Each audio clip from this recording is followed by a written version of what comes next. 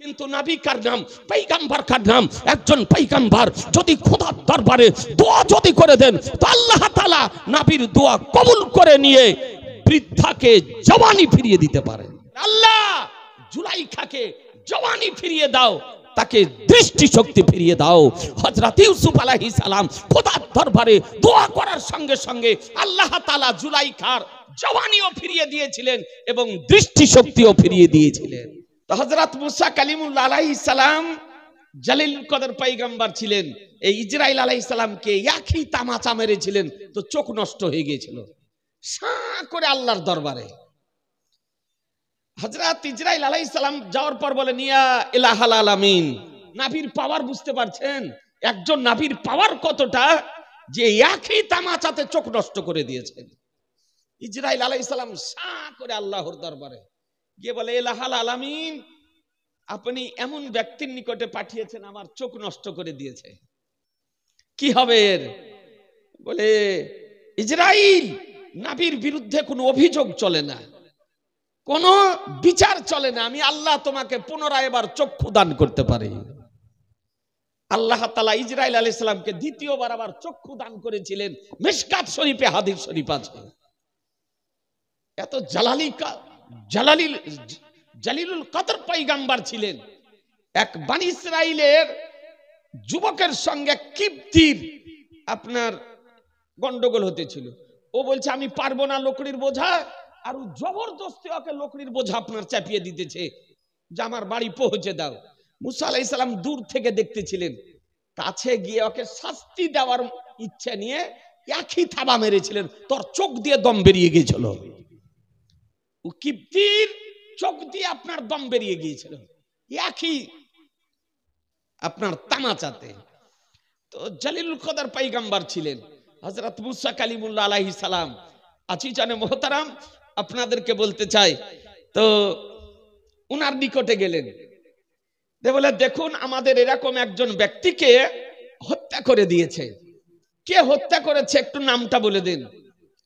তো আল্লাহ তাআলা ওহী অবতীর্ণ করলেন, বলেন মুসা ওদেরকে বলো একটা গাই জবাই করতে, একটি গাই জবাই করতে বলো, আর গাই জবাই করে গায়ের জবাকৃত পশুর মাংস দিয়ে মৃত ব্যক্তিকে আঘাত করবে, মৃত ব্যক্তি জীবিত হয়ে তার নাম বলে দেবে কে তাকে হত্যা করেছে।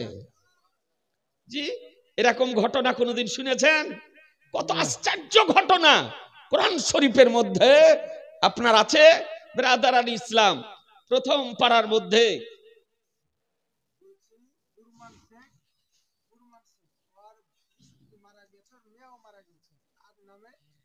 কুরবান শেখ মসজিদের নামে ও আপনার মার্বেল দিবে একটা বড়, আরো টাকা লাগিয়ে দিবে, অসুবিধা নাই, এটা মসজিদের টাকা।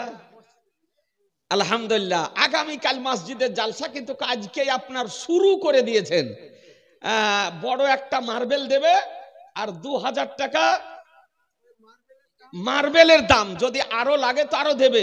কুরবান শেখ তার স্ত্রী মারা গেছে, ছেলে মারা গেছে, মেয়ে মারা গেছে, তাদের আত্মার শান্তি কামনার জন্য মসজিদে একটা বড় মার্বেল আপনার দিবে, তাতে যদি আরো টাকা লাগে ইনশাল্লাহ দেবে। আলহামদুলিল্লাহ, শোনেন একটু। তো হযরত মুসা আলাইহিস সালাম বললেন, আল্লাহ ওহী অবতীর্ণ করলেন। তা হযরত মুসা আলাইহিস সালাম ওই ব্যক্তিদেরকে বললেন যে এক কাজ করো, তোমরা চলে যাও গিয়ে একটা গাভী জবাই করো, আর গাভী জবাই করে ওই গাভীর মাংস কেটে ওই মাংস দিয়ে মৃত ব্যক্তিকে আঘাত করবে, আর মৃত ব্যক্তি জীবিত হয়ে গিয়ে তাকে কে হত্যা করেছে তার নাম বলে দিবে। যাও এই কাজটা করো। তো যে ব্যক্তি হত্যা করেছে ও ব্যক্তি ওর মধ্যে আছে, ও দেখলে তো ব্যাপার খারাপ, এ যদি জীবিত হয়ে আমি জবাই করেছি হত্যা করেছি আমারই নাম বলে দেয় তো কি হবে। তো আপনার পেঁচালু কিছু কথা আরম্ভ করলো যাতে এইরকম গাই খুঁজে না পাওয়া যায়। ভালো করে শুনেন, জালসা বহুদিন শুনেছেন, জাফরাবাদের মানুষ, কাপাসডাঙ্গার মানুষ, ব্রাদার আল ইসলাম। আর আমি জানি আপনারা এ কোয়ালিটির বক্তা আনেন। এই মাদ্রাসার মসজিদের ভিত্তি স্থাপন করা হয়েছিল গাড়িঘাট মাদ্রাসার মুফতি জোহরে আলম সাহেব কিবলা আলাই রহমা আর এ অধমের দ্বারাতে এই দুইজন আপনার এসেছিলাম ভিত্তি স্থাপন করতে।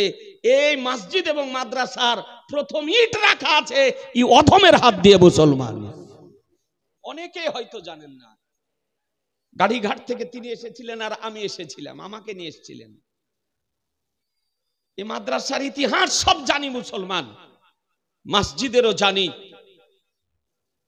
তো এই ব্যক্তিগণ বলল চুপচাপ এসে যদি একটা গাই জবাই করে দিত হয়ে যেত, তা না করে এমন পেঁচ আরম্ভ করলো যে ও গাই যেন খুঁজে না পাওয়া যায়। তো বলছে যে আচ্ছা আপনি তো গাই জবাই করতে বললেন, তো গাইটা কি বয়সের হবে?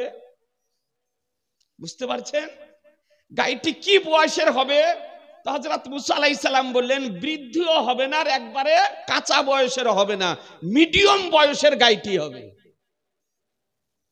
মধ্যম বয়সের। তারপরে জিজ্ঞাসা করছে যে আচ্ছা নাই মধ্যম বয়সের হবে, তোর রংটা কেমন হবে? যে গাইটি জবাই করব গাইটির রং কেমন হবে? তা হযরত মুসা কালিমুল্লাহ আলাইহিস সালাম বলেন গাইটির রং হবে হলুদ। সুবহানাল্লাহ বলবেন না? সুবহানাল্লাহ। এই হলুদ রঙের গাই দেখেছেন কোনদিন? হলুদ রঙের গাভী দেখেছেন? লাল দেখেছেন, সাদা দেখেছেন, কালো দেখেছেন, খয়েরি দেখেছেন, চিতকাবরা দেখেছেন, কিন্তু হলুদ রঙের গাভী কোনদিন দেখেছেন? না। কোরআন শরীফ পড়ে দেখুন আপনি, কি আশ্চর্য ঘটনা। তো হযরত মুসা কালিমুল্লাহ আলাইহিস সালাম বললেন গাইটির রং হবে হলুদ বর্ণ আর একবারে চকচকে হবে, মনোরম। তারপরে এটা তো হলো, তো বলছে আচ্ছা তো বললেন রঙও হলো, তো ও গাইটা যেটা হবে তার দ্বারাতে কোনো কাজ নেওয়া গাই হবে না বিনা কাজ নেওয়া? তার মানে ওর দ্বারাতে কিছু কাজ করানো হয়েছে না হয়নি, সেটা কেমন কোয়ালিটির হবে? তো হযরত মুসা কালিমুল্লাহ আলাইহিস সালাম বলেন ওই গাইটি এমন হবে যার দ্বারাতে কোনো খিদমাতও নেওয়া হয়নি আর তার দ্বারাতে কোনোদিন লাঙলও বাহা হয়নি, হাল বাওয়া হয়নি, কোনোদিন তার দ্বারাতে কোনো কাজ নেওয়া হয়নি। এই রকম গাই একটা হবে। এখন এই রকম কোয়ালিটির গাই কোথায় পাবে? মধ্যম বয়সের পাওয়া যাবে, তারপরে এমন গাই যার দ্বারাতে কোনো কাজ নেওয়া হয়নি এটাও পাওয়া যাবে, কিন্তু হলুদ বর্ণের গাই কোথায় পাওয়া যাবে? খুঁজতে আরম্ভ করলো, এক এক করতে করতে যত কোয়ালিটি আপনার জিজ্ঞাসা করলো হযরত মুসা কালিমুল্লাহ আলাইহিস সালাম সব বলে দিলেন। খুঁজো গাই, এরকম গাই কোথায় পাওয়া যায়? সে গাই জবাই করা হবে আর তার মাংস দিয়ে মৃত ব্যক্তিকে মারা হবে। এদিকে মৃত ব্যক্তি আপনার পড়ে আছে, জবাকৃত মানুষ ও আপনার পড়ে আছে, তাকে হত্যা করা হয়েছে। কিন্তু কই বনি ইসরাইল সম্প্রদায়ের মধ্যে একজন নেক ব্যক্তি ছিল, পরহেজগার ব্যক্তি ছিল, মুত্তাকিন ব্যক্তি ছিল। এই ব্যক্তি মারা যাওয়ার পূর্বে তার বাড়িতে একটা ছোট্ট গাভীর আপনার বাচ্চা ছিল। ও বুঝতে পারলো যে আমি মারা যাব, তো গাভীটাকে আপনার জঙ্গলে নিয়ে গিয়ে আল্লাহর হস্তে সুপুর্দ করে দিয়ে চলে আসলো। বলে আল্লাহ আমার একটা নাবালক বাচ্চা আছে, আল্লাহ এই গাভীর বাচ্চাটা আমি জঙ্গলে তোমার সুপুর্দ করে গেলাম, আমার বাচ্চা ছেলে সাবালক হওয়ার পর এসে যদি চায় তা আল্লাহ তুমি ফিরিয়ে দিও। সুবহানাল্লাহ। আল্লাহর দরবারে সুপুর্দ করে জঙ্গলে আপনার রেখে আর চলে এলো। তারপরে কিছুদিন পর মারা গেল। ইয়াতীম বাচ্চা, বাচ্চা এবং বাচ্চার মা বেঁচে ছিল আপনার। বাচ্চা ধীরে ধীরে বড় হলো। বাচ্চা যখন ধীরে ধীরে বড় হলো, মার সেবাকারী বাচ্চা, মায়ের কথার এক চুল কোনো আপনার এদিক ওদিক চলতো না। কোথাও যেত মাকে মায়ের অনুমতি নিয়ে যেত, কোনো কাজ করত মায়ের অনুমতি নিয়ে করত। এক কথায় সর্ব সময় মায়ের খিদমত করত। এমন চরিত্রবান বাচ্চা, যেমন বাপ ছিল সৎ, বাপ ছিল নেক, পিতা ছিল আপনার পরহেজগার, এই রকম সন্তান হয়েছে নেক সন্তান। সুবহানাল্লাহ সুবহানাল্লাহ। মাকে বাদ দিয়ে কোনো কাজ করতেন না। মুসলমান আপনি মায়ের ঋণ পরিশোধ করা সম্ভব হবে না কোনো ব্যক্তির পক্ষে। মৌলভী বলেন, মাওলানা বলেন, মুফতি বলেন, হাজি বলেন, গাজী বলেন, নামাজি বলেন, কারো পক্ষে মায়ের ঋণ পরিশোধ করা সম্ভব হবে না। হবে জি, মায়ের ঋণ পরিশোধ করা সম্ভব নয়। আজিজানে মোহতারাম, পিতা অপেক্ষা মায়ের হক হলো বেশি। পিতা অপেক্ষা মায়ের হক হলো বেশি। আমার শাহানশাহে জিবেকার, মাদানিকে তাজদার, আহমদে মুখতার, নবীউকা সরদার, দুনু জাহানের মালিক ও মুখতার মহানবীর নিকটে একজন সাহাবী উপস্থিত হয়ে জিজ্ঞাসা করেন, আরজ করেন, ইয়া রাসূলুল্লাহ, আমার সেবা নেওয়ার হকদার প্রথমে কে? তো আমার দয়ার নবী বলেন, উম্মুকা, তোমার মা। আবার দ্বিতীয়বার জিজ্ঞাসা করেন, ইয়া রাসূলুল্লাহ, তারপরে কে? বলে উম্মুকা, তোমার মা। তৃতীয়বার জিজ্ঞাসা করেন, ইয়া রাসূলুল্লাহ, তারপরে কে? বলে উম্মুকা, তোমার মা। চতুর্থবার সাহাবী জিজ্ঞাসা করেন, ইয়া রাসূলুল্লাহ, তারপরে কে? বলে আবুকা, তোমার পিতা। নবী আমার পরস্পর তিনবার মায়ের কথা বললেন যে তোমার মা হলো তোমার সেবা নেওয়ার প্রথমে হকদার, অর্থাৎ অধিকার রাখে। এই হাদিস শরীফ থেকে আপনার মুহাদ্দিসিনে কেরামগণ ব্যাখ্যা দিয়েছেন যে পিতা অপেক্ষা মায়ের হক হলো বেশি। এ বেরাদার, যে কষ্ট মাকে করতে হয়, এই কষ্ট পিতাকে আপনার করতে হয় না। আজকে মা পেটে বাচ্চাকে বহন করে, আর বাচ্চা মায়ের পেটের অবস্থানকালে হাতকে নাড়ানাড়ি করে, পা নাড়ানাড়ি করে, মা ব্যথা কষ্ট অনুভব করে, কারো সামনে মনের কষ্ট ব্যক্ত করতে পারে না, খেয়ে আরাম পায় না, শুয়ে আরাম পায় না, ঘুমিয়ে আরাম পায় না, স্বামীর সঙ্গে কথা বলে আরাম পায় না। আজিজানে মোহতারাম, এ তো পেটের অবস্থানকালের কষ্ট। যখন বাচ্চা প্রসবিত হয়, প্রসবের কি ব্যথা, প্রসবের কি বেদনা, প্রসবের কি যন্ত্রণা একজন পুরুষ বলতে পারে না। জিজ্ঞাসা যদি করতে হয় একজন মাকে জিজ্ঞাসা করুন, জিজ্ঞাসা যদি করতে হয় একজন নারীকে জিজ্ঞাসা করুন, জিজ্ঞাসা যদি করতে হয় একজন মহিলাকে জিজ্ঞাসা করুন। একজন নারী বাচ্চা প্রসবের কালে মৃত্যুর সঙ্গে পাঞ্জা লড়তে থাকে। মুসলমান, মৃত্যুর সঙ্গে পাঞ্জা লড়তে থাকে। এই জন্য শরিয়াতের বিধান যে বাচ্চা প্রসবের কালে কোন মহিলা যদি মারা যদি যায় তবে শহীদের দরজা লাভ করে। মুসলমান সব সহ্য করে নেয়, প্রসবের ব্যথা বেদনা যন্ত্রণা সব সহ্য করে। প্রসবকালে মায়ের হৃদয় বিগলিত হয়ে চক্ষু দিয়ে অশ্রু প্রবাহিত হতে থাকে, কিন্তু বাচ্চা যখন প্রসবিত হয়ে যায় বাচ্চার সিনার সঙ্গে বাচ্চাকে লাগিয়ে নিয়ে মা প্রসবের ব্যথাকে ভুলে যায়, বেদনাকে ভুলে যায়, যন্ত্রণাকে ভুলে যায়, সব কিছু ভুলে গিয়ে মায়ের মুখে হাসি ফুটে। মুসলমান ঠিক না বে ঠিক? এ জোরে বলেন না? জি আজিজানে মোহতারাম, আপনাদেরকে বলতে চাই, হ্যাঁ হ্যাঁ, এই মা, আজকে মায়ের স্তনের দুগ্ধ আপনার আমরা কত লিটার পান করেছি কেউ হিসাব দিতে পারবে? হ্যাঁ, আজকে বৃদ্ধ পিতা মাতা যদি আপনাকে দুবারে তিনবার যদি দুটো খেতে চায় তো বৌমার মেজাজ গরম হয়ে যায়, ছেলের মেজাজ গরম হয়ে যায়। কিন্তু মুসলমান, আপনি আমি শিশু অবস্থাতে মায়ের কোলে যখন খেতে চেয়েছি তখনই মা খাইয়েছে। কি সকাল, কি বৈকাল, কি দুপুর, কি দিন, কি রাত, যখনই আপনি আমি খাবার জন্য কান্না করেছি তখনই মা আপনাকে আমাকে দুগ্ধ পান করিয়েছে, লিটারে লিটার দুগ্ধ পান করিয়েছে। আজ কিনা দুগ্ধ পান করাচ্ছেন, 2 লিটার কিনা হলো, 3 লিটার কিনা হলো, 4 লিটার কিনা হলো, গুনছে না। কিন্তু আপনি আমি মায়ের দুগ্ধ পান করেছি কত লিটার, হিসাব দেওয়া যাবে? যে না, হিসাব দেওয়া যাবে না। এর নাম হচ্ছে মা। এ বেরাদারান ইসলাম, আপনাদেরকে বলবো যে মা 5 থেকে 6 বছর বাচ্চার পেশাব পায়খানা পরিষ্কার করে, কোনোদিন মা বলে না যে বাচ্চার পেশাব পায়খানার দুর্গন্ধ লাগছে। বলে? হ্যাঁ, কোন মাকে বলতে শুনেছেন যে বাচ্চার পেশাব পায়খানার দুর্গন্ধ লাগছে?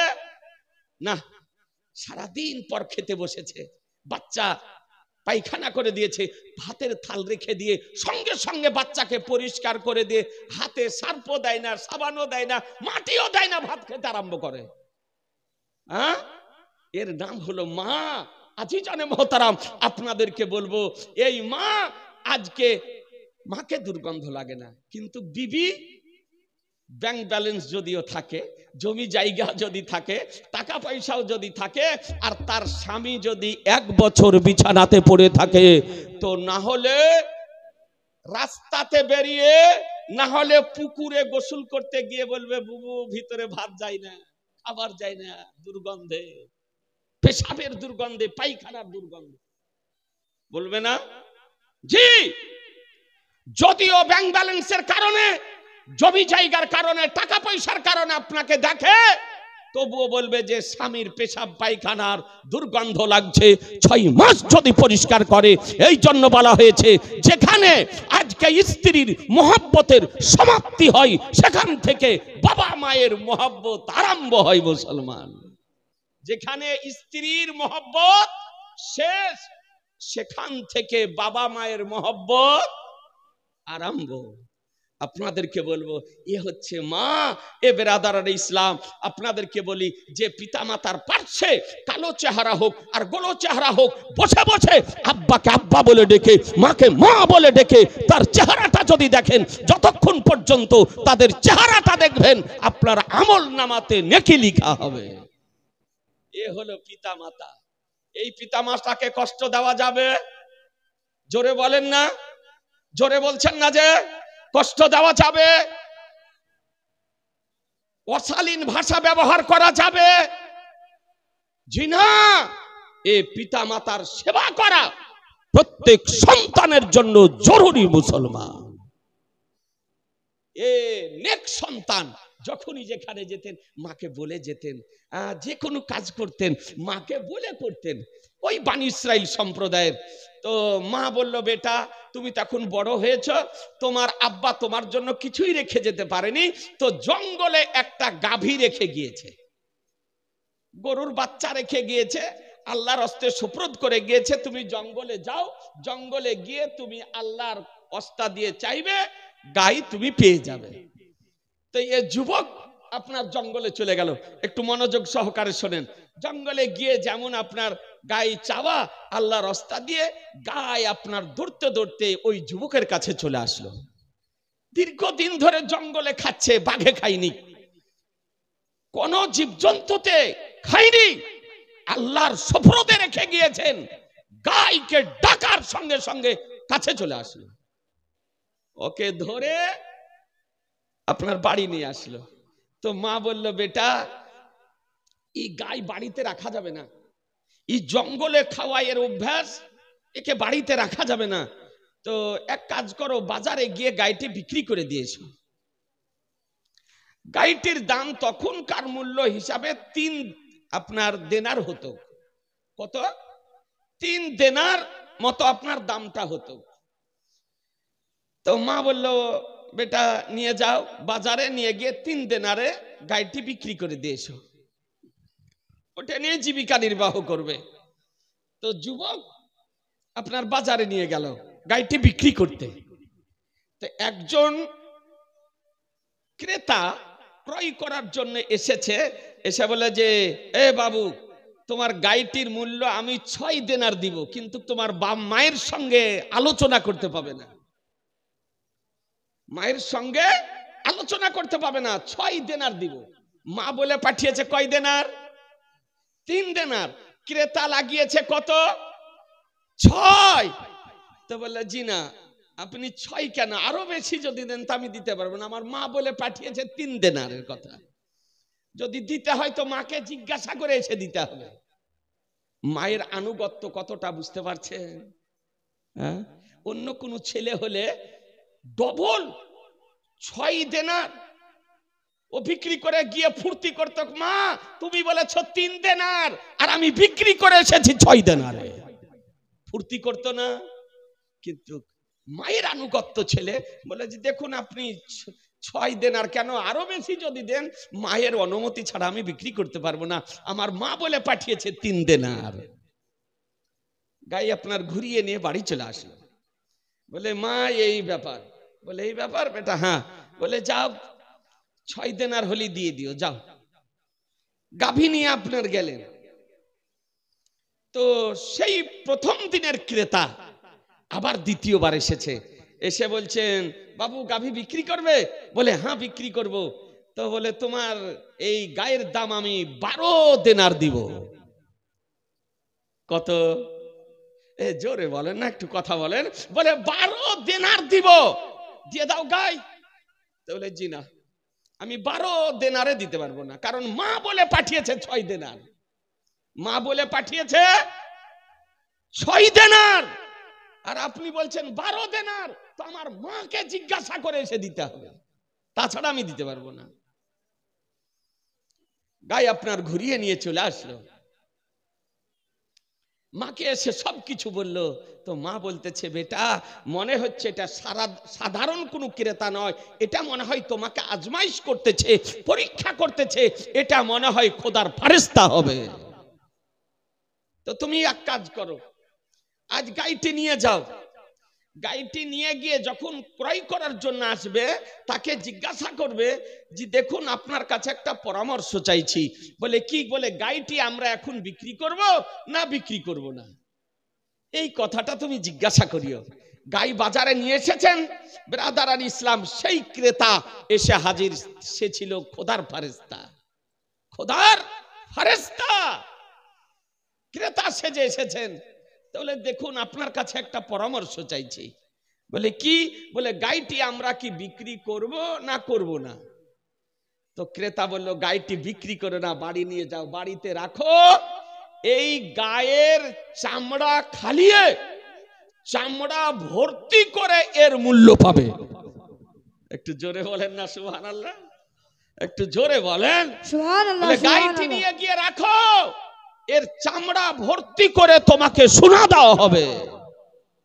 গাই আপনার ফিরিয়ে নিয়ে আসলো, মাকে এসে বলল, বলে ঠিক আছে রেখে দাও বেটা। গাইকে বেঁধে দিয়ে রেখে দেওয়া হলো। আর ওইদিকে এখনো লাশ আপনার পড়ে আছে, লাশ, হত্যাকৃত লাশ পড়ে আছে, গাই খুঁজতেছে। ওই রকম গাই কোথায় পাওয়া যায়? হলুদ রঙের গাই, যার দ্বারাতে কোনো কাজ নেওয়া হয়নি, যার বয়স মধ্যম বয়সের হতে হবে, এই রকম গাই কোথায় পাওয়া যায়? খুঁজতে খুঁজতে একটা জায়গাতে আপনার খবর পেল যে অমুক গ্রামে অমুক বাড়িতে একটা এইরকম রঙের গাই আছে। খুঁজতে খুঁজতে আপনার চলে আসলো। ওরা এসে দেখছে যে ঠিক ওই রকম গাই, রং হলুদ বর্ণের। বলে এর দ্বারাতে কোনো কাজ নেওয়া হয়েছে? না। বলে জীবনে কোনোদিন কাজ নেওয়া হয়নি, কোনো কাজ নেওয়া হয়নি। মধ্যম বয়সের গাই, রঙ হলো হলুদ। বলে গাই বিক্রি করবে? বলে হ্যাঁ বিক্রি করব। বলে দাম? বলে দরদাম করা করিতে নাই, তোমার গরুটা জবাই করব আর তার চামড়া খালিয়ে চামড়া ভর্তি করে সোনা দেব। জোরে বলেন না, আর একটু জোরে বলেন। আজিজানে মোহতারাম, গাই বিক্রি করে দেওয়া হলো। আজিজানে মোহতারাম, গাই নিয়ে এসে জবাই করা হলো। জবাই করার পর তার মাংস দিয়ে মৃত ব্যক্তিকে আপনার আঘাত করা হলো। আঘাত করার সঙ্গে সঙ্গে মৃত ব্যক্তি জীবিত হয়ে গিয়ে তার হত্যাকারীর নাম বলে দিল। সুবহানাল্লাহ, সুবহানাল্লাহ। আমার চাচাতো ভাই, এই ব্যক্তি আমার অর্থের লোভে আমাকে নির্জন রাত্রিকালে হত্যা করেছে। আজিজানে মোহতারাম, তার পরিবর্তে তাকেও হত্যা করে দেওয়া হয়েছিল। আপনাদেরকে বলতে চাই, আর ওই গায়ের মালিককে আপনার চামড়া ভর্তি করে সোনা দেওয়া হলো। এই রকম গায়ের দাম অতীতেও হয়নি। বলা হয়েছে কিয়ামতের পূর্বে এই রকম কোন একটা গাভীর দামও হবে না। এত আশ্চর্য ঘটনা খোদার কালাম কোরআন শরীফে আছে মুসলমান। খোদার কালাম কোরআন শরীফের মধ্যে আছে। এই জন্য সূরাটির নাম হয়েছে আপনার সূরাতুল বাকারা, অর্থাৎ গাভী। সূরাটার নামটি হয়েছে গাভী। আজিজানে মোহতারাম, আপনাদেরকে বলতে চাই, হ্যাঁ হ্যাঁ, আমার নবী পাক সাহেবে লাউলাক সাল্লাল্লাহু তাআলা আলাইহি ওয়াসাল্লামের উপরে কোরআন মাজিদ অবতীর্ণ হয়েছে। আশ্চর্য একটি ঘটনা এই কোরআন শরীফের সূরা বাকারার মধ্যে আপনার বর্ণিত হয়েছে যে 100 বছর ঘুমন্ত থাকার পর জীবিত হয়েছিলেন। কত বছর বললাম? জোরে বলেন না। 100 100 বছর ঘুমন্ত থাকার পর জীবিত হয়েছিলেন। তার নাম কি বলবো? হ্যাঁ, বলতে পারবেন? নাম শুনেছেন? শোনেননি? আজিজানে মোহতারাম, এ খোদার কালাম কোরআন শরীফ সূরা বাকারার মধ্যে বর্ণিত হয়েছে। মুসলমান, এই মাদ্রাসার জন্য যেখানে খোদার কালাম কোরআন শরীফ পড়ানো হয়, মুসলমান অনুরোধ করে বলবো আপনি খোদার কালাম পড়ে দেখুন যে খোদার কালাম কোরআন শরীফে কি আছে। আপনাকে কোন ইউটিউবের বক্তা বা আজকে ফেসবুকের বক্তা আপনার ঈমান নষ্ট করতে পারবে না। আজকে হানাফি ঘরের ছেলে এই ফেসবুকে কিছু আগাছা বক্তাদের বক্তব্য শুনে, অনভিজ্ঞ বক্তাদের বক্তব্য শুনে আজকে ঈমান হারাতেছে। আপনাদেরকে বলি, ইউটিউবে বলেন, ফেসবুকে বলেন, যদি সুন্নি যদি বক্তা হয় তবে তার বক্তব্য শোনা জায়েজ আছে। আর যদি নবীর বিপক্ষের যদি বক্তা হয়, ওলিদের যদি বিপক্ষের বক্তা হয়, মিলাদ ক্যামের বিরুদ্ধে বলা যদি বক্তা হয়, মিলাদ ফাতেহার বিরুদ্ধে যদি বলা বক্তা হয়, নবীর নাম শুনে চোখে চুমা দেওয়ার বিরুদ্ধে যদি বলা বক্তা হয়, পীর ওলি আউলিয়াদের মাজারের বিরুদ্ধে বলা বক্তা যদি হয়, মুহররম শবে বারাতের বিরুদ্ধে যদি বলা বক্তা হয়, তবে এই রকম বক্তাদের বক্তব্য শোনা শরীয়তে আপনার হারাম লেখা আছে। সুন্নি জনগণের জন্য এই রকম বক্তাদের বক্তব্য শোনা চলবে না, আপনার ঈমান নষ্ট হয়ে যাবে। জি, আপনারা মিলাদ ক্যাম্পকে মানেন না? মানেন না? এই জোরে বলেন না। ওরস ফাতেহাকে মানেন না? মানেন না? শবে বারাত মুহররমকে মানেন না? মানেন না? এ বেরাদারান ইসলাম, আমরা আহলুস সুন্নাত আল জামাতের ব্যক্তি। এই জন্য বলবো যে ইউটিউবে বলেন আর ফেসবুকে বলেন, যদি নবীর পক্ষের যদি বক্তা হয়, ওলি আউলিয়াদের পক্ষের যদি বক্তা হয়, তবে তার বক্তব্য শোনা যায়। আর যদি বিপক্ষের বক্তা হয় তবে তার বক্তব্য শোনা যাবে না। এ বেরাদারান ইসলাম, কোরআন শরীফ খোদার কালাম থেকে আপনাকে ঘটনাটি শোনাই। কত আশ্চর্য ঘটনা, মাত্র 1000 টাকা। আর একটা ভাই, একটা যুবক, পারবেন না? একটা ভাই নাই? আজিজানে মোহতারাম, আলহামদুলিল্লাহ, কি ভাই না? সাদিম শেখ। আমি তো ভয়ে ডরে চাইনি গো। সুবহানাল্লাহ, সাদিম শেখ ভাই আমার 11,000 টাকা এই মাদ্রাসার জন্য দিয়েছে আমার গাউসে পাকের ওসিলায়। সুবহানাল্লাহ, নারায়ে তাকবীর। জোরে বলবেন না? নারায়ে তাকবীর, নারায়ে রিসালাত, মাসলাকে আলা হযরত। 1000 টাকার দাতাগণ, 11,000 টাকার দাতা জিন্দাবাদ। সুবহানাল্লাহ, আল্লাহ যেন কবুল করে নেয়। ভাইয়ের জন্য দোয়া করব। আলহামদুলিল্লাহ, ভাইয়ের গণায় আমাদের গণা, টাকার গুণে দেখলাম না। আলহামদুলিল্লাহ, 11,000 টাকা আছে, একবারে নগদ। সুবহানাল্লাহ, তোমার নামে 2,000 টাকা। আলহামদুলিল্লাহ, আমার স্নেহাশিস আজিজানে মোহতারাম নসিপুর বালাগাছি ফুরকানি আলিম ইসলামিয়া মাদ্রাসার ছাত্র, এই অধমের কাছে কমবেশ 6 বছর ছিল। এইরকম হাজারো ওলামা আজকে পশ্চিমবঙ্গে সুন্নি জামাতের কাজ করতেছে। আপনাদের মাদ্রাসায় শিক্ষক হিসাবে রেখেছেন। আলহামদুলিল্লাহ, আমার হাসিস মাওলানা জালালউদ্দিন আপনাদের মাদ্রাসাতে 2000 টাকা দেবে। আল্লাহ তাআলা যেন তার দানকে যেন কবুল করে নেন। এরকম একটা ভাই আছেন, মৌলভী সাহেবকে কেমন ভালোবাসেন যে মৌলভী সাহেবের সঙ্গী হয়ে আপনি 2000 টাকা দেবেন। আপনি যে যাকে ভালোবাসবে তার সঙ্গে তার হাসর হবে। যে যাকে ভালোবাসবে তার সঙ্গে তার হাসর হবে। সুবহানাল্লাহ। দিলওয়ার মাওলানা, এটা হচ্ছে আবার আমার ছাত্রের ছাত্র, আর আমি হচ্ছি দাদু। বুঝতে পারলেন? একটা এত বড় মুফতি আছে, আকাশা মরিচ, মাথাতে বেশি বড় না, এই এত বড় আপনার সাইজের, শরীরেও নাই, কিন্তু কর বডি অপেক্ষা কলিজার ওজন বেশি। নাম শুনেছেন? মুফতি আলী হোসাইন কাদেরী। গোটা পশ্চিমবঙ্গের ভ্রান্ত মতবাদ পোষণকারীদেরকে যে কোনো মুহূর্তে চ্যালেঞ্জ দিতে পারে। জি, গোপীনাথপুর মাদ্রাসার প্রধান শিক্ষক, তারই হচ্ছে ও ছাত্র। তাহলে আমার ছাত্রের ছাত্র মাওলানা দিলওয়ার আপনার 2000 টাকা নগদ দিয়েছে। আলহামদুলিল্লাহ, আল্লাহ তাআলা যেন কবুল করে নেন। সুবহান। একটা ভাই নাই, ওখানে বোধহয় হাত দেখাচ্ছে, দিবে গো খুশবুর এই 2000 টাকা। ও বলছে না যে 2000। আলিম ওলামাদের সঙ্গে আলহামদুলিল্লাহ, নারাই তাকবীর, নারাই রিসালাত, মসলাকে আলা হযরত। 2000 টাকার দাতাগণ জিন্দাবাদ। এবার শুনেন রিওয়ায়াতটা, আপনাকে শুনিয়ে দিই। আজিজানে মুহতারাম, কত আশ্চর্য ঘটনা। এই সূরা বাকারার মধ্যে বর্ণিত হয়েছে, একজন নবী ছিলেন, ওনার নাম হচ্ছে হযরত উজাইর আলাইহিস সালাম। কি নাম বললাম? জোরে বলতে হবে, হযরত উজাইর আলাইহিস সালাম। তো হযরত উজাইর আলাইহিস সালাম তিনি আপনার বাইতুল মুকাদ্দাস শহরে তিনি আপনার আসলেন। তো এই বাইতুল মুকাদ্দাস শহর ধ্বংস হয়ে গিয়েছিল। বাইতুল মুকাদ্দাস শহরকে ধ্বংস করে দিয়েছিল একজন বখতে নাসার বলে আপনার বাদশা ছিল, আর তারই নেতৃত্বে জালিম বাদশা, আর তারই কারণে গোটা শহরটাকে আপনার ধ্বংস করে দিয়ে বিরান করে দিয়েছিল। কালাম 1000 টাকা, আলহামদুলিল্লাহ, আল্লাহ যেন কবুল করে। কালাম 1000 টাকা। শোনেন এ বিরাদারান ইসলাম, তো হযরত উজাইর আলাইহিস সালাম একটা ঘোড়ার পৃষ্ঠে আরোহণ করে তিনি বাইতুল মুকাদ্দাস শহরটা ঘুরতেছিলেন। আল্লাহর দরবারে আরজ করলেন, আল্লাহ, এত সুন্দর শহর ছিল আর এই শহরকে ধ্বংস করে দিয়েছে, এই শহর আবার তৈরি কেমন করে হবে? এই চিন্তা করতেছিলেন তিনি। কোরআন শরীফ এর তাফসীর উঠিয়ে দেখুন, কোরআন শরীফ উঠিয়ে দেখুন।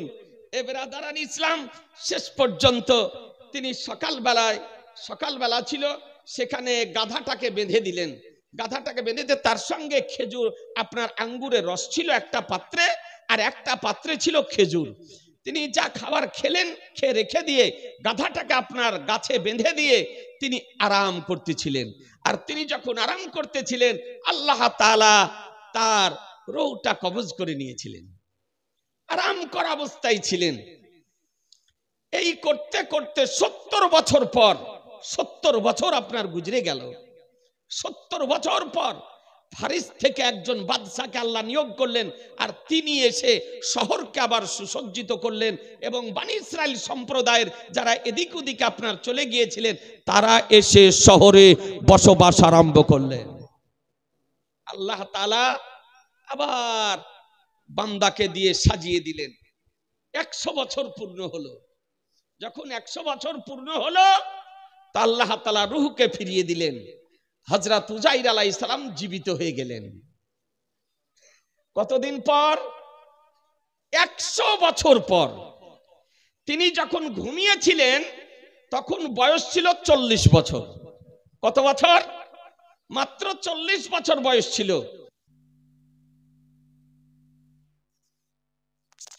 পর ঘুম থেকে উঠতেছেন। যখন ঘুম থেকে উঠলেন, তো রব্বুল আলামিন বলেন, উজাইর, এখানে কতদিন থেকে আছো? তো সন্ধ্যার সময়তে তিনি উঠেছিলেন। তো তিনি ভাবলেন, সকালবেলায় ঘুমিয়েছি, তার মানে একদিন বা একদিনের কিছু কম সময় এখানে আমি আছি। একদিন বা একদিনের কিছু কম সময়। তো রব্বুল আলামিন বলেন, উজাইর, না, একদিন বা একদিনের কম সময় নয়, এই জায়গাতে তুমি 100 বছর আরাম করতেছো। কত? 100 বছর আরাম করতেছো। বলে, তোমার গাধার দিকে দেখো। তো গাধার দিকে দেখতেছেন, তো গাধা মরে আপনার হাড় হাড্ডি আলাদা হয়ে গিয়েছে।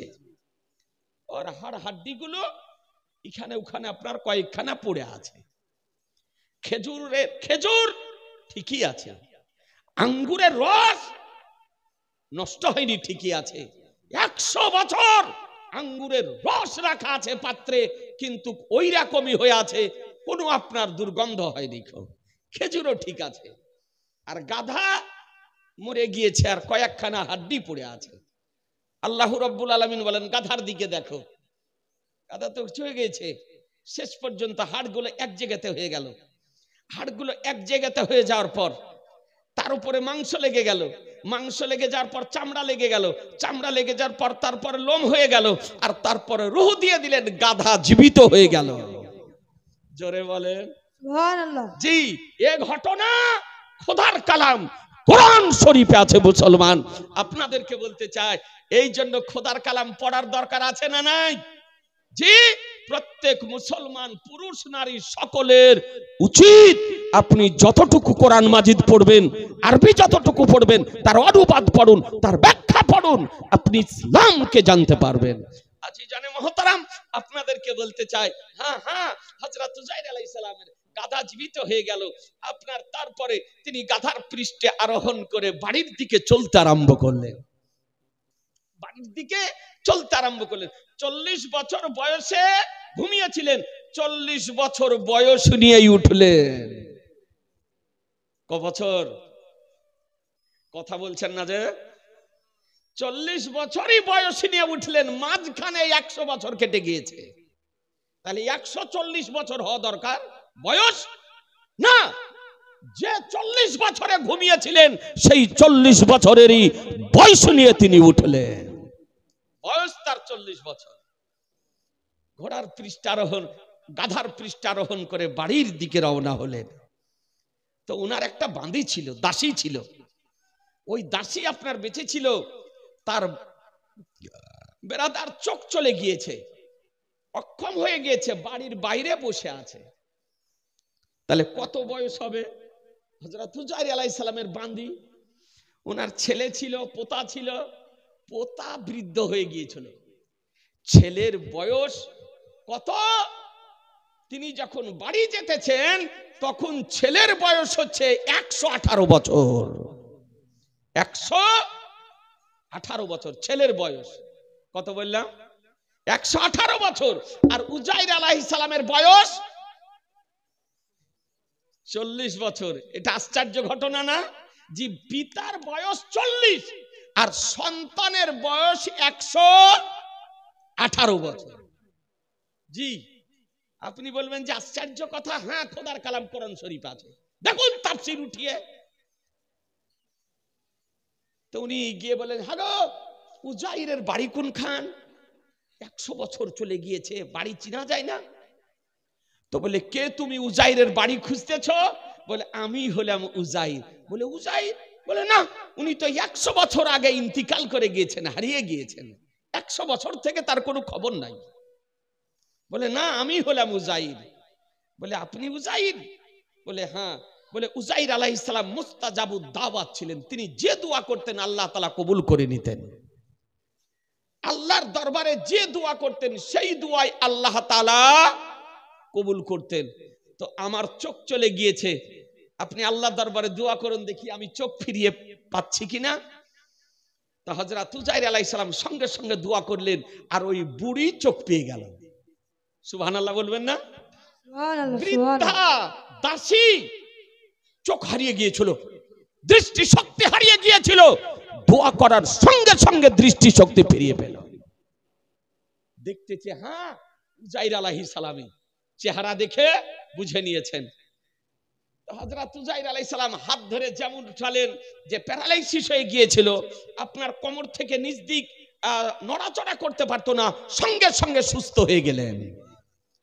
সঙ্গে সঙ্গে সুস্থ হয়ে যাওয়ার পর ওই উযাইর আলাইহিস সালামের দাসী উযাইর আলাইহিস সালামকে নিয়ে ওনার ছেলেরা বেশ কিছু লোক এক জায়গাতে বসেছিলেন, সেখানে নিয়ে গেলেন। গিয়ে বলেন, ওগো, উযাইর আলাইহিস সালাম এসেছেন। বলে, উযাইর আলাইহিস সালাম? বলে, হ্যাঁ। বলে, 100 বছর পূর্বে তিনি হারিয়ে গিয়েছেন, ইন্তিকাল করেছেন, আর বলছে উযাইর আলাইহিস সালাম এসেছে। বলে, হ্যাঁ, ইনি হলেন উযাইর আলাইহিস সালাম। ওনার ছেলে বললেন যে, শোনো, যদি উযাইর আলাইহিস সালাম আমরা পিতা যদি হয়, তা আমার পিতার 2 স্কন্ধের মাঝখানে একটা কালো দাগ ছিল, লোম ছিল, দেখি সেটা আছে কিনা। আপনার জামাটা ফুটিয়ে দিলেন, তো দেখছেন, হ্যাঁ, সেই জায়গাতে চিহ্নটা এখনো মজুদ আছে। আপনার তিনি তাওরাতের হাফেজ ছিলেন, তাওরাত নিয়ে এসে দেখা হলো, তিনি তাওরাত শরীফ পাঠ করে শুনিয়ে দিলেন। তো তিনি বললেন, হ্যাঁ, ইনি আমার পিতা উযাইর আলাইহিস সালাম। আজিজানে মুহতারাম, সেই সময় উযাইর আলাইহিস সালামের বয়স ছিল 40 বছর, আর ছেলের বয়স ছিল 118 বছর। পোতা বৃদ্ধ হয়ে গিয়েছিল। আপনাদেরকে বলতে চাই যে নবীর পাওয়ার, যে একজন আল্লাহর নবী দোয়া যদি করে দেন তো হারিয়ে যাওয়া দৃষ্টিশক্তি আল্লাহ তাআলা ফিরিয়ে দেন। বসে সামিউল শেখ 500। আলহামদুলিল্লাহ, দৃষ্টিশক্তি তো দৃষ্টিশক্তি, আজকে যত রকমের ভ্রান্ত মতবাদ পোষণকারীগণ নতুনত্ব নামে আত্মপ্রকাশ করেছে, এরা নবীর শান বুঝে না, নবীর মান বুঝে না, নবীর ইজ্জত বুঝে না, নবীর মর্যাদা বুঝে না, নবীর ইখতিয়ার বুঝে না, নবীর ইক্তেদার বুঝে না, নবীর পাওয়ার বুঝে না, যে নবীগণের পাওয়ার কতটা। মুসলমান, হযরত মুসা কালিমুল্লাহ আলাইহিস সালাম তিনি আপনার মিশর থেকে যেতেছিলেন, আপনারা শুনেছেন নিম্নদ পার হতেছিলেন মিশর থেকে এ বেরাদারান ইসলাম। কিন্তু তিনি যখন নিম্নদে গেলেন, আমার সরকারে আলা হযরত আজিমুল বরকাত মুজাদ্দিদ দ্বীন ও মিল্লাত আকায়ে নিয়ামত ইমাম ইশক ও মোহাব্বত ইমাম আহলে সুন্নাত ইমাম আহমদ রাজা ফাজিল বেরেলভী রাদিয়াল্লাহু তাআলা আনহু হাদিসটি নকল করেছেন আল আমন ওয়াল উলা নামক কিতাবে, যে কিতাবটি তিনি 3টি ভাষাতে লিখেছিলেন, আরবি ভাষা, ফারসি আর উর্দু, 3 ভাষাতে লিখছেন। তার মধ্যে যে হযরত মুসা আলাইহিস সালাম যেতেছেন, কিন্তু নিম্নদ রাস্তা দেয় না, নিম্নদ রাস্তা দেয় না। তো আল্লাহ তাআলার দরবারে আরজ করলেন, তো রব্বুল আলামিন বলেন, মুসা এই নিম্নদের তীরে আমার ইউসুফ পয়গম্বরের লাশ মুবারক আছে, কবর শরীফ আছে, আমার ইউসুফের লাশকে সঙ্গে নাও, রাস্তা দিয়ে দিবে, লাশকে উঠিয়ে নাও কবর শরীফ থেকে। যখন হযরত ইউসুফ আলাইহিস সালাম ইন্তিকাল করেন মিশরে, তো আপনার কিছু লোক বলেছিল, মানুষের মধ্যে দ্বিমত হয়ে গিয়েছিল তার কবর শরীফ নিয়ে কোথায় দাফন করা হবে। তো আপনার সঙ্গে মারমার পাথরের বাক্সতে ভরে হযরত ইউসুফ আলাইহিস সালামের লাশকে নিম্নদের এই পারে কিছুদিন রাখা হয়েছিল, নিম্নদের ওই পারে কিছুদিন রাখা হয়েছিল, আর কিছুদিন নিম্নদের মধ্যে রাখা হয়েছিল, সঙ্গে মারমারে আপনার পাথরের সিন্ধুকে, বরকত হাসিল করার জন্য। যখন যেদিকে রাখা হতো তখনই সেদিকে ফসল ভালো উৎপন্ন হতো, তো ওনার কষ্ট হতো। তো হযরত মুসা আলাইহিস সালাম তিনি খুঁজতে লাগলেন যে ইউসুফ পয়গম্বরের মাজার শরীফ কোথায় আছে। খুঁজতে খুঁজতে আপনার গিয়ে দেখতেছেন নিম্নদের তীরে একজন বৃদ্ধ রমণী বুড়ি বসে আছে। তো বুড়ি বলতেছে, কি খুঁজছেন? বলে, আমি খোঁজ করছি ইউসুফ পয়গম্বরের মাজার শরীফ। ইউসুফ পয়গম্বরের মাজার শরীফ কোথায় আছে এই খুঁজতেছি। তো বুড়ি বলল যে ইউসুফ পয়গম্বরের মাজার শরীফ কোথায় আছে আমি দেখিয়ে দিতে পারি। বলে, দেখিয়ে দাও। তার লাশ মোবারক সঙ্গে নিয়ে আমি নিম্নদ পার হব। এ বেরাদার, তো বুড়ি বলল যে এমনি বলবো না, এমনি বলবো না, আমার শর্ত আছে, শর্তটা যদি পূর্ণ করেন তবে বলবো। বলে, কি শর্ত? বলে, আমি বৃদ্ধ হয়ে গিয়েছি, বৃদ্ধা হয়ে গিয়েছি, আমার জওয়ানি চলে গিয়েছে, আল্লাহর কাছে দোয়া করুন আল্লাহ যেন আমাকে জওয়ানি ফিরিয়ে দেয়। এ মুসলমান বলেন, যদি কোন মানুষ বৃদ্ধ হয়ে যায় তো ওর জওয়ানি আবার ফিরে আসবে? হ্যাঁ, কথা বলছেন না যে ফিরে আসবে না। কিন্তু নবী কার নাম, পয়গম্বর কার নাম, একজন পয়গম্বর যদি খোদার দরবারে দোয়া যদি করে দেন তো আল্লাহ তাআলা নবীর দোয়া কবুল করে নিয়ে বৃদ্ধাকে জওয়ানি ফিরিয়ে দিতে পারেন। পারেন না? পারেন না? জোরে বলতে হবে যে পারেন। হযরত মুসা আলাইহিস সালাম আল্লাহর দরবারে আরজ করলেন, আল্লাহ এই বৃদ্ধা রমণীর জওয়ানি তুমি ফিরিয়ে দাও। বুড়ি হয়ে গিয়েছে, জওয়ান হতে চায়। আল্লাহ তাআলা দরবারে যেমন দোয়া করলেন, আল্লাহ তাআলা দোয়া কবুল করে ওই বৃদ্ধাকে আপনার যুবতী করে দিলেন, জওয়ানি ফিরিয়ে ফেলেন। দেখাও ইউসুফ পয়গম্বরের মাজার শরীফ কোথায়? নিম্নদে। তো বলে, আরেকটা শর্ত আছে, এটা পূর্ণ করতে হবে, তাহলে গা দেখাবো। বলে, কি শর্ত? বলে, আপনি যে জান্নাতে যাবেন সেই জান্নাতের আমাকে গ্যারান্টি দিতে হবে। সুবহানাল্লাহ বলেন, জোরে বলেন না সুবহানাল্লাহ। সুবহানাল্লাহ, সুবহানাল্লাহ। বলে, যে সে জান্নাতের গ্যারান্টি দিলে নিব না। জান্নাত কটা? জান্নাত কটা? দেখেন, ওয়াজ শুনেন, ব্রেনে সেভ না রাখলে হয়। জাহান্নাম হলো 7টা। এই বাচ্চাটাই বলছে নাকি গো? হ্যাঁ, জাহান্নাম হলো 7টার, জান্নাত হলো 8টা। হ্যাঁ, তো যে কোনো জান্নাতের গ্যারান্টি দিবেন তা আমি নিব না, বুদ্ধিমতী বুড়ি। কোন জান্নাতের? যে জান্নাতে আপনি যাবেন সেই জান্নাতের গ্যারান্টি দিতে হবে। তো হযরত মুসা কালিমুল্লাহ আলাইহিস সালাম বলে, বুড়ি তোমাকে জান্নাতের গ্যারান্টি দিতেছি, তবে আমি যে জান্নাতে যাব সেই জান্নাতের গ্যারান্টি যেন। বলে না, আপনি যে জান্নাতে যাবেন সেই জান্নাতের গ্যারান্টি না দিলে আমি দেখাবো না। খাও। তো রব্বুল আলামিন ওহী অবতীর্ণ করলো, হে মুসা কালিমুল্লাহ, ওই বুড়িকে তোমারই জান্নাতের গ্যারান্টি দিয়ে দাও, আমি আল্লাহ তোমাকে যা জান্নাত দান করব সেই জান্নাতই এই বুড়িকেও দান করব। হযরত মুসা কালিমুল্লাহ আলাইহিস সালাম বলেন, বুড়ি যাও, তোমাকে আমারই জান্নাতের গ্যারান্টি দিয়ে দিলাম, আমি যে জান্নাতে যাব সেই জান্নাতেরই গ্যারান্টি দিলাম। আজিজানে মুহতারাম, তারপরে বুড়ি হযরত ইউসুফ পয়গম্বরের কবর মুবারক দেখিয়ে দিলেন। কবর শরীফ থেকে হযরত ইউসুফ আলাইহিস সালামের দেহ মুবারককে নিয়ে মুসা আলাইহিস সালাম অগ্রসর হলেন, নির্নদ রাস্তা দিয়ে দিল।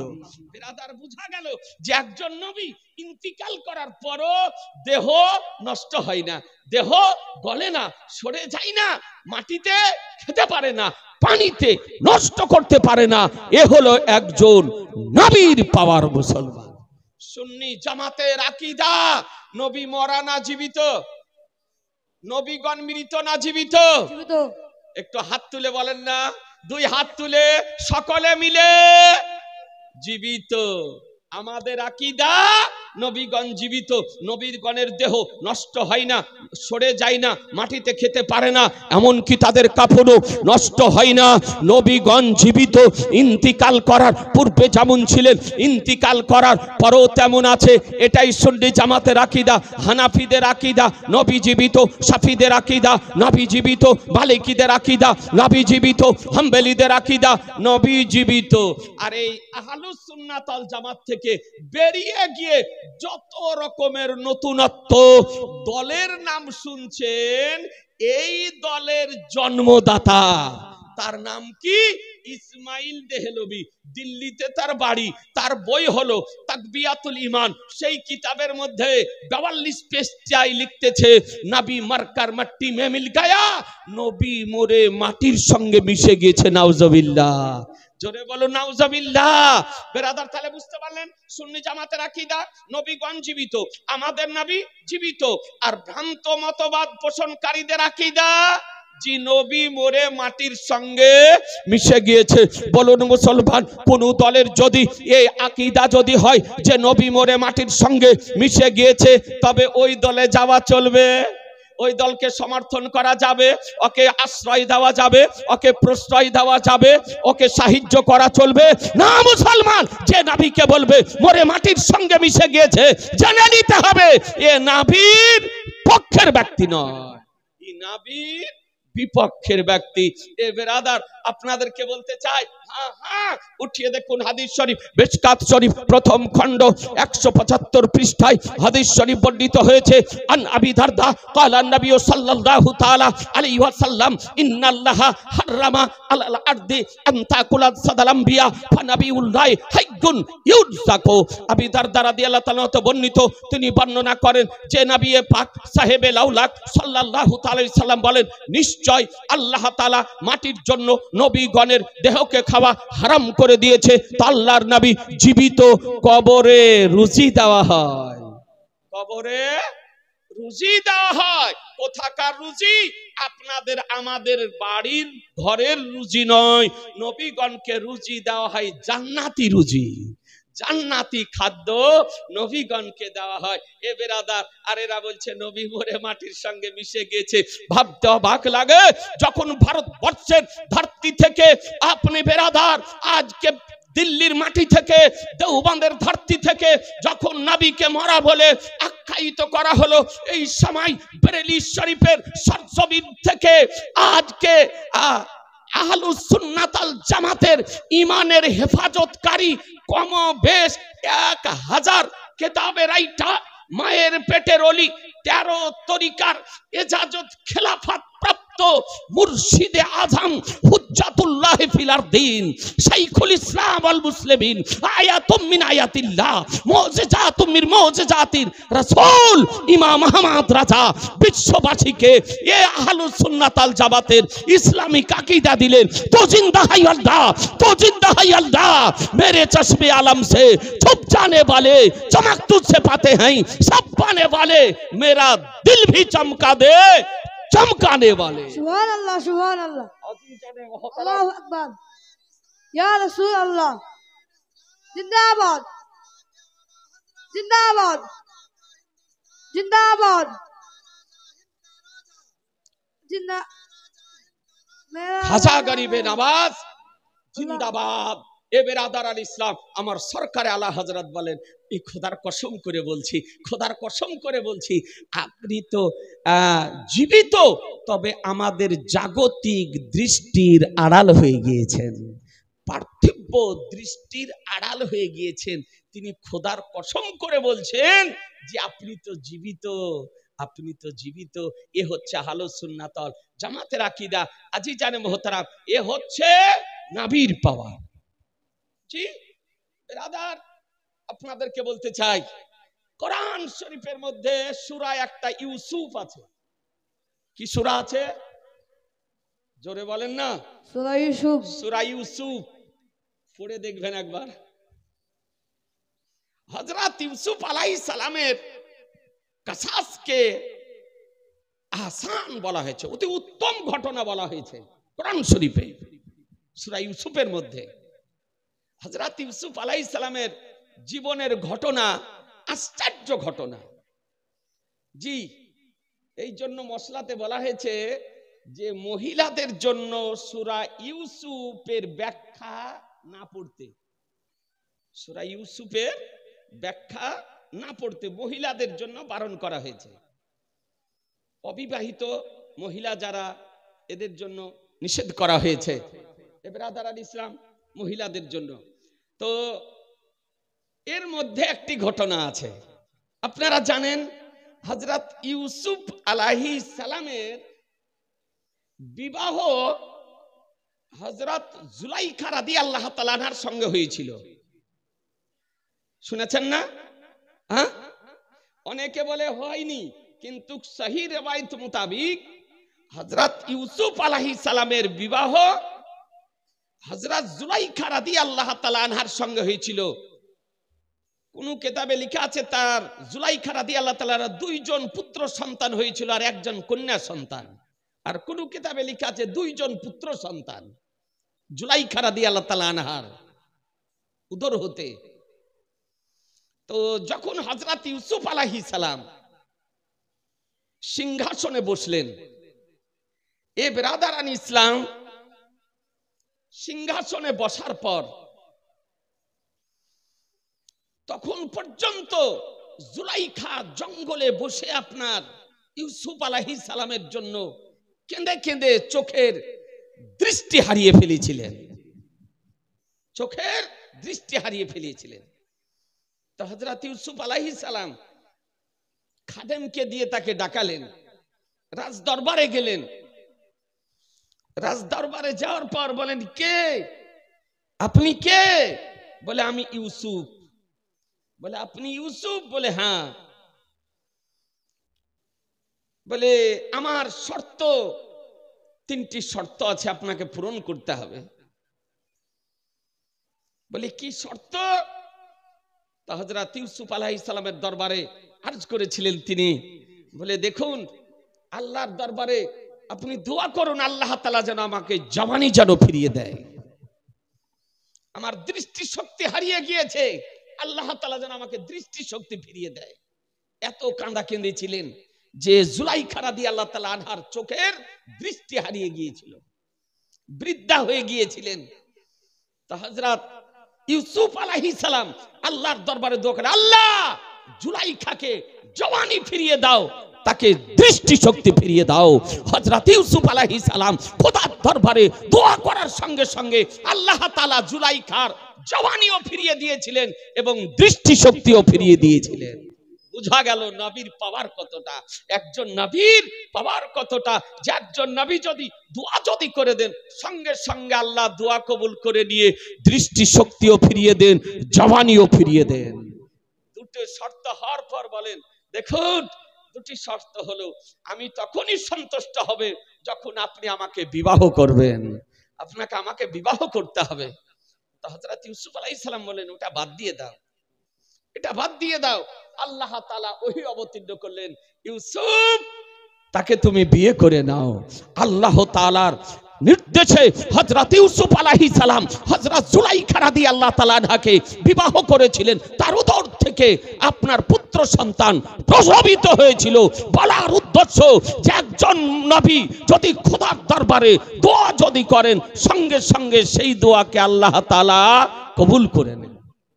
আজিজানে মুহতারাম, আল্লাহ তাআলা প্রত্যেক নবীকে একটি করে পার্সোনাল দোয়া দান করেছে।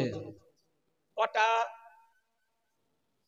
প্রত্যেক নবীকে একবার আদম আলাইহিস সালাম থেকে নিয়ে হযরত ঈসা আলাইহিস সালাম পর্যন্ত প্রত্যেক নবীকে একটি করে আল্লাহ তাআলা নিজের পক্ষ থেকে দোয়া দান করেছিলেন। সমস্ত নবীগণ এই আল্লাহর প্রদানকৃত দোয়াটি পৃথিবীতে চেয়ে নিয়েছেন। আর আল্লাহ আমাদের নবীকে একটি দোয়া দান করেছেন, কিন্তু ওই দোয়াটি নবী আমার পৃথিবীতে চাননি, এটাকে অবশিষ্ট রেখেছেন মাহশারের দিন চাওয়ার জন্য।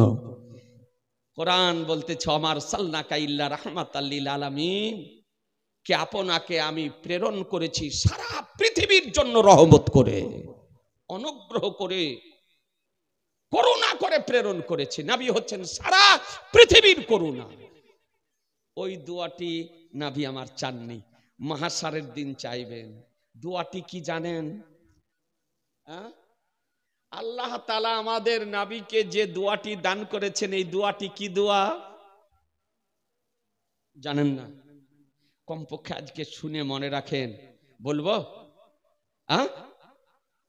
হ্যাঁ না যে করছেন না, শোনেন। বুখারী শরীফ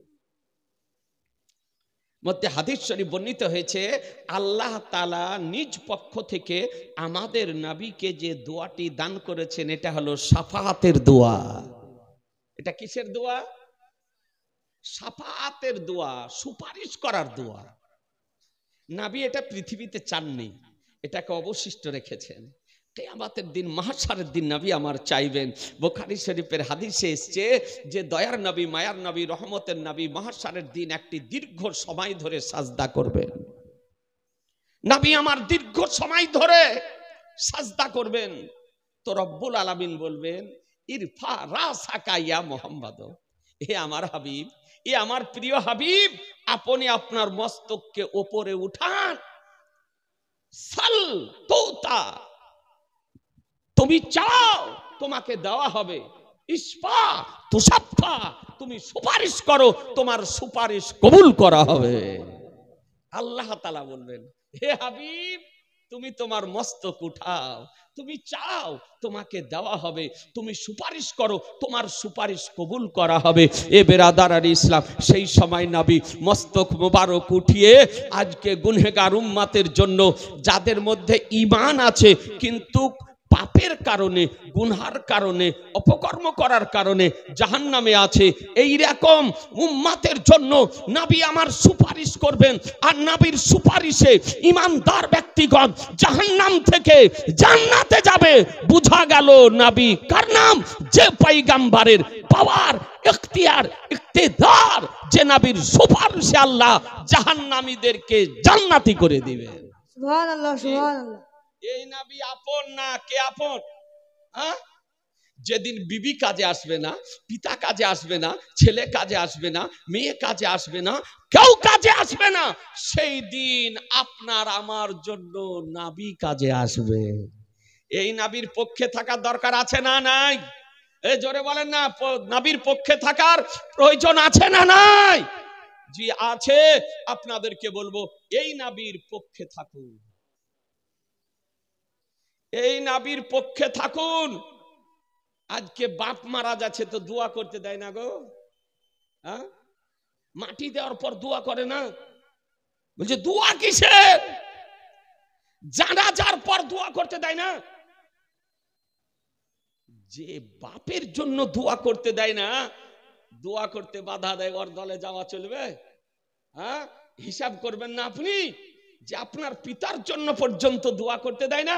এ বেরাদার আর ইসলাম, আপনাদেরকে অনুরোধ করব, আলহামদুলিল্লাহ বেরাদার, যে আমরা নামাজের পরে, ফরজ নামাজের পরে দোয়া করি, তারপরে সুন্নাত নামাজের পরে দোয়া করি, তারপরে আজানের পরে হাত উঠিয়ে দোয়া করি, তারপরে জালসা জুলুস মিলাদ শরীফে আমরা হাত উঠিয়ে দোয়া করি, তারপরে কবর জিয়ারত করতে হাত উঠিয়ে দোয়া করি, জানাজার নামাজ পড়ার পর দোয়া করি। দোয়া করেন না? জানাজার নামাজের পর, জি, মাটি দেওয়ার পর দোয়া করেন না? করেন না? জি, আমরা এই দোয়াগুলি করি। তো এইরকমও ব্যক্তি বেরিয়েছে যে দোয়াগুলিকে বন্ধ করার জন্য ময়দানে নেমেছে, এই দোয়াগুলিকে বন্ধ করার জন্য ময়দানে নেমেছে। দোয়া ভালো না খারাপ? জোরে বলবেন না? ভালো। এ আছি জানে মোহতারাম, আজকে দোয়া ভালো, আর দোয়া ও মকবুল ইবাদত, দোয়া হলো সমস্ত ইবাদতের মগজ। এই দোয়াকে আজকে বন্ধ করতে নেমেছে। আজকে বেরাদার আর ইসলাম, আপনাদেরকে বলতে চাই, নবী পাক সাহেবে লাউলাক সাল্লাল্লাহু তাআলা আলাইহি ওয়াসাল্লাম হলেন আমাদের নবী। এই নবী নিকটে না দূরে? নিকটে। কত নিকটে? কোরআনকে জিজ্ঞাসা করুন, নবী আমার কত নিকটে। এ বেরাদার, কোরআন বলতেছে আর নবিয়্যু আওলা বিল মুমিনিনা মিন আনফুসিহিম, নবী মুমিনদের প্রাণ অপেক্ষা অতি নিকটে। আপনার আমার জান যত নিকটে, প্রাণ যত নিকটে, তার চেয়েও আমাদের নবী নিকটে। আজি জানে মোহতারাম, আগামী কালকেও জালসা শুনবেন। এই নবীর পক্ষে থাকুন, এই নবীর সুন্নাত মোতাবিক আমল করুন, আহলুস সুন্নাত আল জামাতের উপরে পাহাড়ের মতো স্থির থাকুন।